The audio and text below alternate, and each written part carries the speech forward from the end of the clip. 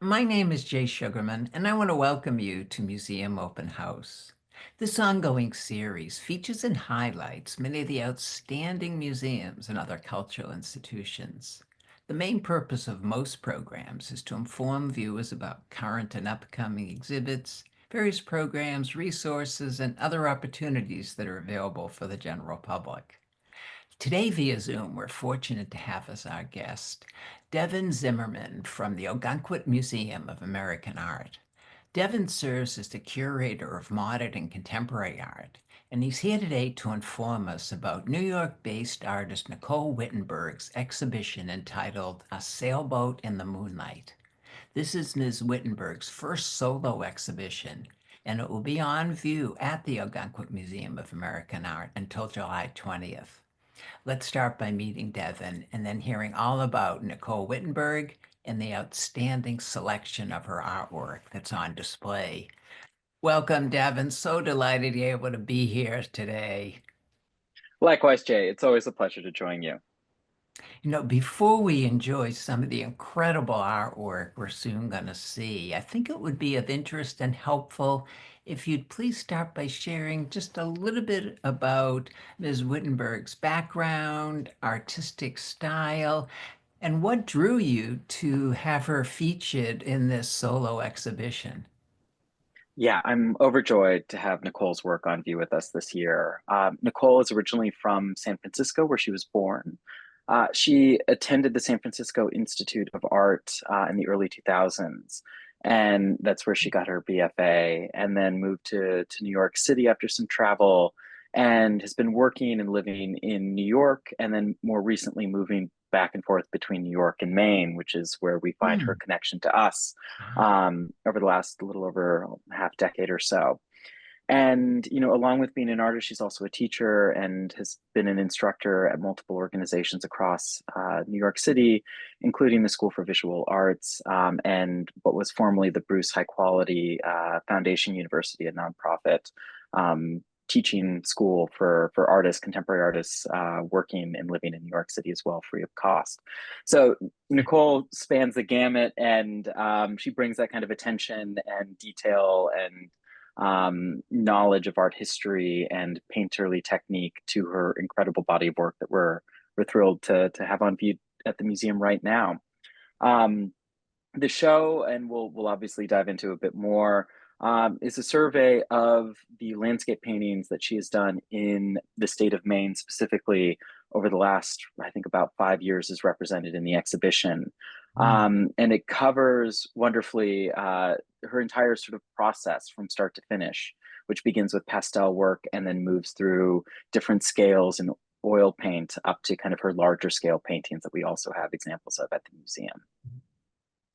What were some of the initial conversations like that you had with her about going about curating the exhibition?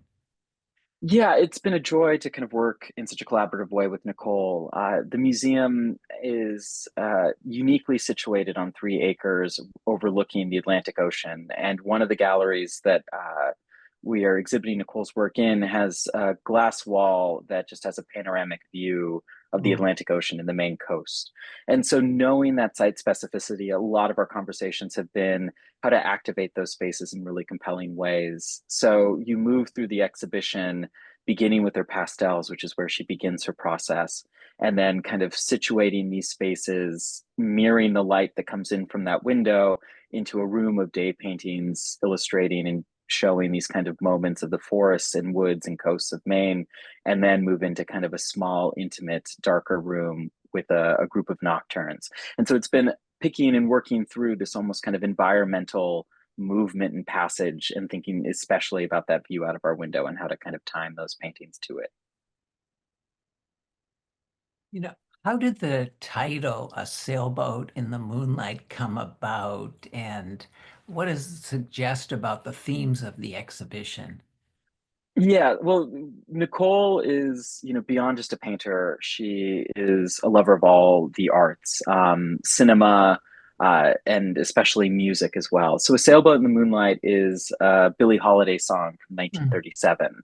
And you can kind of understand as you walk into the show, there is this musicality, and this kind of jazz-like syncopation in the way that both Nicole applies paint and moves paint across the surface of a canvas, but also just the scenes and the constructions of her compositions. They sway, they vibrate, they speak to a level of musicality that you immediately kind of can understand once in front of them. Well, we're going to step inside and begin our tour. And as we do, can you give us a little background of your thinking of how you went about orchestrating? I know you shared a little bit at the outset, but as we go through this, what you had in mind as we view as the visitor the artwork. Yes, well, for those who have visited or hopefully will come to visit the museum, our temporary exhibition galleries, again, are very unique spaces. The museum itself was built in the early 1950s and holds this kind of unique mid-century modern scale and layout that is really responsive to the landscape. So that has always been kind of at the core of what we were thinking when organizing the placement of these works, is how they both not just respond to the other works in the galleries, but the galleries themselves and the connections and conversations that happen between galleries as sightlines sort of emerge and communicate, across space and time of this practice. So much of this conversation when we were laying out the exhibition is how do these works speak to each other? How do the scales shift and respond to one another? Because Nicole works across scale from the intimate size on paper to these 8 by 10 foot paintings. So a lot of it is considered on that end. Speaking of the large format we see here, can you share a little the relationship between those large format and some of these wonderful small sketches, the pastels that you mentioned earlier? Yes, I'm really excited to be exhibiting these pastel works by Nicole. On my first studio visit with Nicole up in Maine, I wasn't familiar with the studies that sort of generate many of these larger format paintings, and she pulled them out, and I was taken aback by just their technical beauty and just vibrancy. Nicole was drawn to pastel because of that immediacy that's felt. One, it's transportable, so you could bring it into the woods, into the landscape of Maine, and really be able to respond critically. And that is a lot of what's at the heart of her practice is capturing these fleeting, really effectual and subjective responses to a sight or a scene that she witnesses. It's not necessarily about realism, but really about capturing this real feeling that she felt at the time of producing the work. And so what pastel affords is this incredibly, you know, tactile material and then highly saturated encounters with color. And she sort of constructs these images again with remarkable speed, but also deft for a sense of color and a sense of color theory, because you don't really blend or mix pastels. You sort of layer Hmm. upon layer to create these sort of almost tapestries of color that are here on screen, and they just kind of vibrate and capture at a scale that's so intimate, so much visual attention and weight. It's really kind of remarkable to come up close to them, and they draw you in to experience each little strike of a pastel chalk or how these kind of colors and spaces, because she works on a colored paper ground. So how background begins to project in foreground, and there's all these wonderful um, sort of notations on creating depth and space and plays on the way that we see in how Nicole constructs her pastel drawings. No, I mean, we get a little sense just by the images of the vibrancy that you mentioned. Nothing like having the opportunity, which I look forward to soon, and I know visitors, viewers as well will see in person. What do you think viewers, visitors benefit from seeing both types of her styles side by side, especially for the first time coming in contact with the pastels and then the oils. Yeah, it's really a wonderful opportunity, in part because both interact with two different art historical traditions. So with pastel work and drawings, one might gravitate towards or think through, the work of 19th century figures like Edgar Degas, who worked in pastel and created these remarkable both landscapes and then obviously his most famous work of ballerinas and stage dancers. But there's this deftness to how pastel is constructed and its own tradition in and of itself.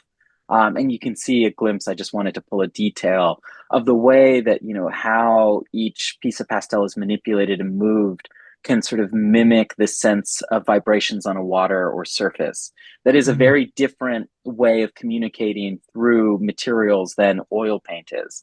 So it's really a remarkable opportunity for visitors to see, what are these initial impressions? How is this act of drawing then iteratively scaled up to the work in the studio? Because she brings these en plein air drawings back to the studio and then returns to them at a later point in time to then construct and create and scale up these images on canvas.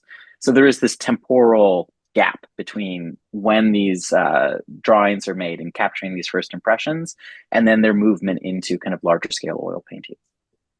How do you, as curator, go about designing the exhibition to get at this immersive quality of her work? It's a joy and a wonderful challenge. One that's made slightly easier just by the brilliance of Nicole's practice. But a lot of it was, particularly with these works on paper and the pastel drawings, is thinking through just to give a full scope and range. Because of the scale of her paintings, we were only able to have a certain number of them, but we could really give a sense of just the breadth of environments of light that Nicole is engaging with in the works on paper, and then extract from that, as we do with the pastel drawing the crown, and then its larger painting iteration for Gaia, that we have those dialogues that can emerge.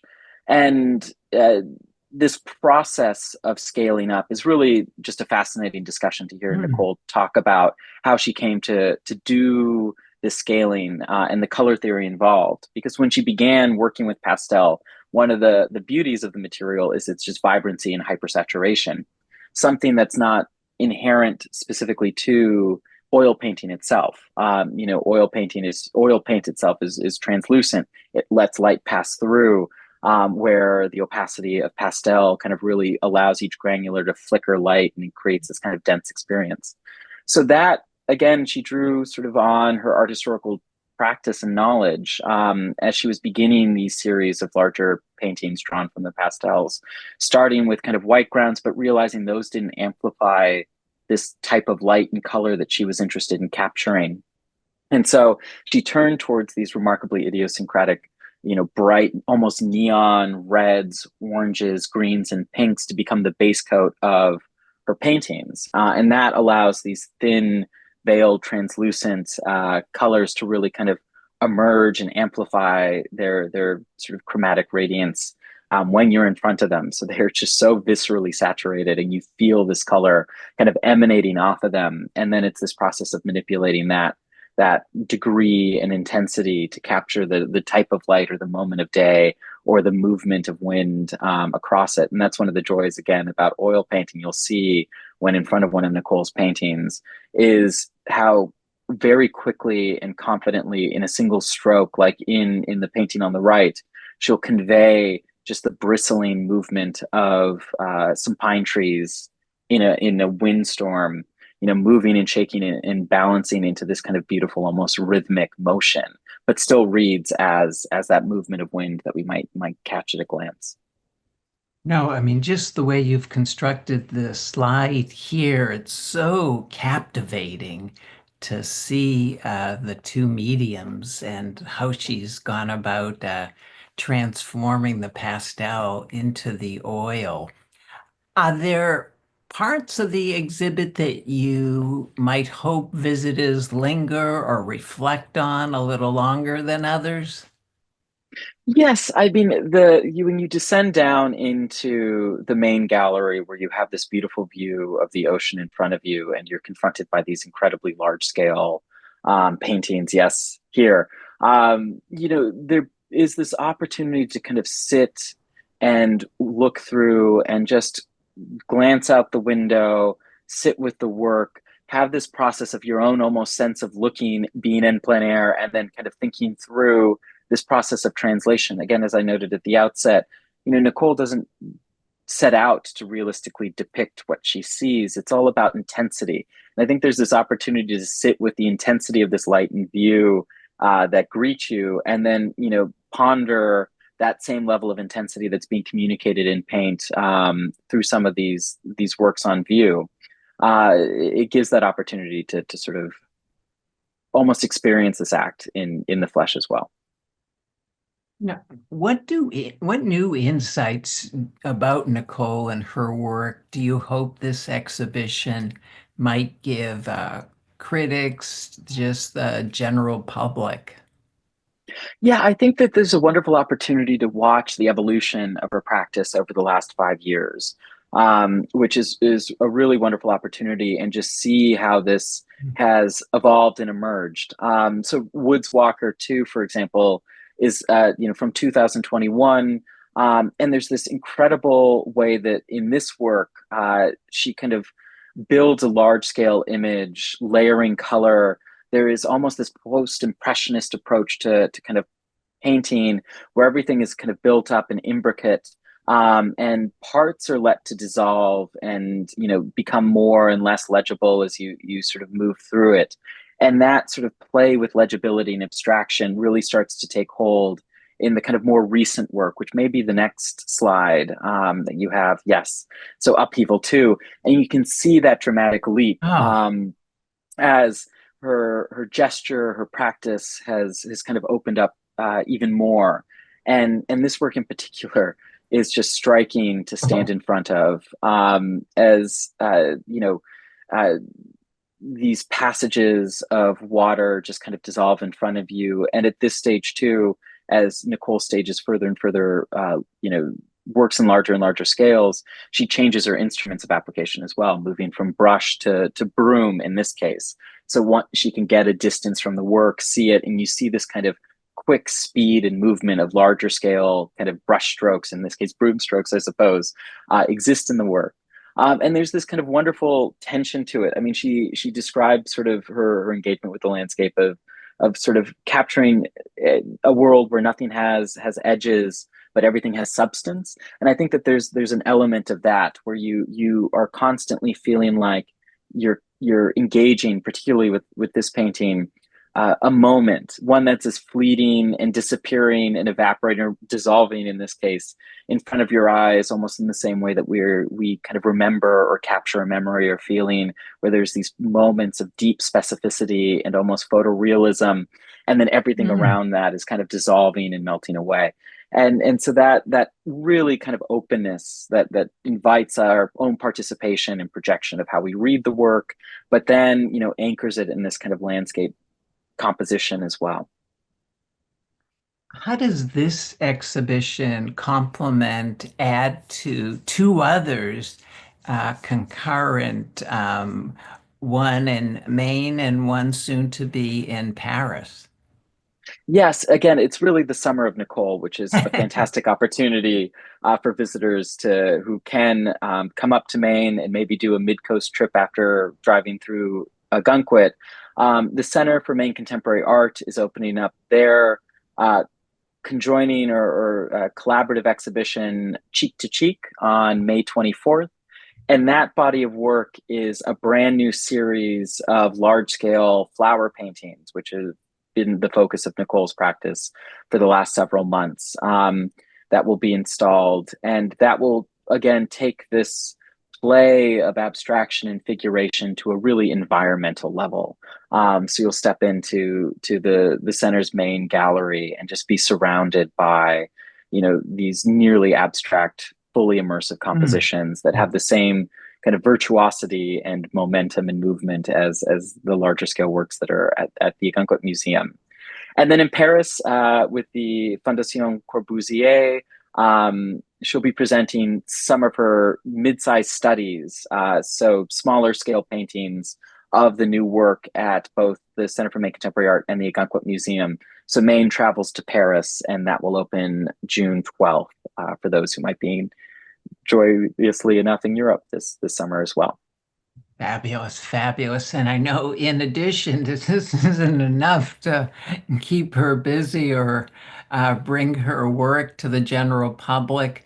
There is a first monograph of her work, which I know you're a contributor to. And could you speak a little to that as well?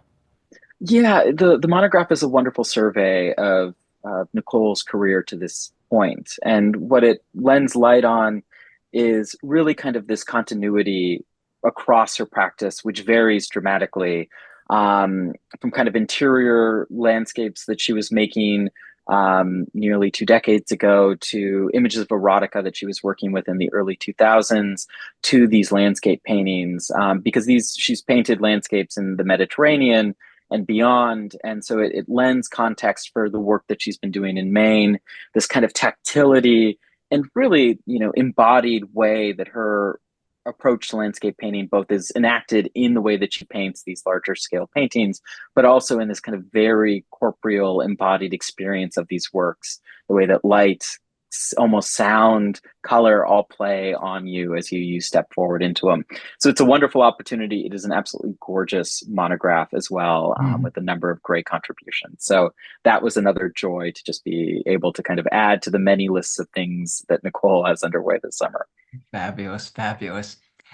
Could you share or point out a few things for us to notice in Glen Cove here?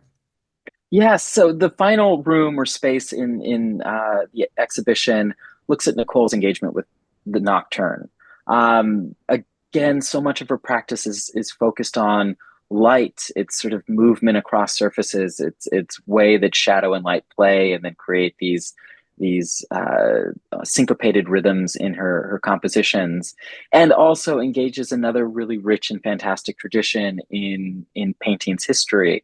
One thinks of Whistler's early nocturnes, and even in this case with Glen Clove 3, Edvard Munch's kind of great nocturnal paintings, one of which is in the MFA Boston, Mm. that allow, as the night does, to defamiliarize kind of what is familiar to us and open up this kind of new way of looking, this abstraction that lets our mind wander and play and re-see the world that might be familiar to us. So, as is the case with Broken Moon Study, which is almost just, it's breathtaking. It is like a Yeah. Mm. psychedelic Turner painting when you step in front of Mm. it. As Fabulous just, yeah, description. gosh, I am very lucky to be able to spend as much time as I do in these galleries. But there is this way of movement and passage that is so familiar and yet not, and just reactivates, whether if you're coming up to the museum to visit, how you look at a knotty pine that's indigenous to Maine, bending and contorting, or even just how the water moves, since water is such a important theme in Nicole's work. And so the Nocturne Room really becomes this kind of quiet space. There's just 4 paintings within it, each a different scale, each of a different subject matter, that links across all these galleries, this kind of quiet moment to sit and sing with these paintings. From either conversations you've had with Ms. Wittenberg or your observations, where do you see her career, her artwork evolving in the next few years? I mean, it's so wonderful to have this show now, where I feel like this body of work that is now kind of on view at the museum and then will be on view at the Center for Maine Contemporary Art really feels like a brand new and exciting moment in Nicole's practice. The scale that she's now working at, the way in which abstraction is filtering in and taking over, there's a rhythmic openness to her practice that is so fully uh, unique to landscape painting in the state of Maine in particular, but just the tradition writ large. And so I'm excited to see Again, the show that's opening at the Center for Making Contemporary Art on May 24th, as that is all fresh and brand new, and then everything that follows will just be terrific to watch. What role do you see the Ogunquit museums like that play in fostering a deeper understanding of contemporary artists like Nicole Wittenberg? Well, this is the exciting thing to be at the museum now is we are an American art museum. We're also a museum tied to early 20th century art schools that invited all of these emerging artists to the area to communicate, to collaborate, to learn. Mm. And it is really kind of become an emergent portion of our mission to engage and collaborate with so many of these emergent talents who we can invite to us. We can sort of offer solo museum shows too, and really kind of reinvigorate this sort of national local dialogue between artists from across the country and artists working in both the region of New England and specifically in the state of Maine, and to foster these conversations in a really kind of dynamic and exciting way. What's been some of the reaction and feedback you've either gotten or observed from that current exhibition? Well, again, in part, who have not visited and hopefully will, I'm constantly reminded by how just breathtaking our location and the view is. And so I've witnessed a number of people now descend our kind of staircase down into our principal gallery with Nicole's work, look at the work, look out the window, and just kind of quietly whisper to themselves, wow. Yeah, And it no. really takes your breath away. And so it's that opportunity to kind of have her work in dialogue with the landscape that's often inspirational to her actual practice is a really special opportunity. Oh, no, I mean, I always look forward to that part of the museum. It is unlike anything else to experience, and Gunkwit is just such a gorgeous area as well. So the combination with the museum and the way it's been designed, so appealing for sure. In closing, Devon, could you share any other current or upcoming plans at the museum, please? Yes, we got a really exciting summer planned. So, along with Nicole's exhibition, we have a show up called "Where the Real Lies," which has invited 19 contemporary artists from the collection of Michael Sherman and Vinnie Del Tolo, two private collectors who have lent these works that speak to kind of the surreality of our time and how artists are responding to all of this kind of vertigo that we are experiencing at the present moment. And then at mid-season, when Nicole's show closes, we are bringing in work by Gisela McDaniel, a really brilliant painter and portraitist who rethinks the kind of history and tradition and power dynamics of portraiture, working predominantly with the indigenous communities of Guam, for which she's a diasporic member of, and other members of her kind of self-fashioned community that she's built out in New York and Detroit and other cities that she's lived. So really, really exciting. Fabulous, fabulous. Lots to look forward to as well as to enjoy and experience now. Well, unfortunately, Devin, we've come to the end of the program. I want to thank you once again for taking the time to be here. This has been fascinating. Look forward to viewing Nicole Wittenberg's work in person and definitely encourage viewers to do the same. Continued success with future endeavors. Thanks so much, Jay. It's always a pleasure. Also want to thank those of you watching for joining us and hope you'll be able to tune in next time.